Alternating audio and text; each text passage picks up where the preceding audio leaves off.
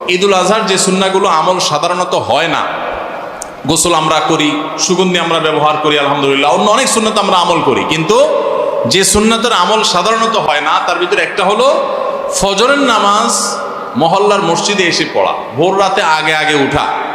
আরেকটা সুন্নাত আমাদের অবহেলিত, আদায় হয় না, সেটা হলো ঈদুল আজহা হোক আর ঈদুল ফিতর হোক, ঈদের নামাজ মাঠে পড়ার চেষ্টা করা দরকার। কোথায়?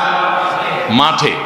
ঈদুল আজহার আরেকটা সুন্নাত অবহেলিত, সেটা হলো ঈদুল আজহায় আমরা জানি যে প্রথম খাবার ঈদুল আজহার কোরবানির গোশত দিয়ে হবে, এটা সুন্নাত। আল্লাহর পক্ষ থেকে মেহমানদারি, যে আল্লাহ আপনার থেকে কবুল করেছেন এবং বলেছেন বান্দা আমি বুঝে পাইছি, এবার তোমাকে দিছি, তুমি খাও।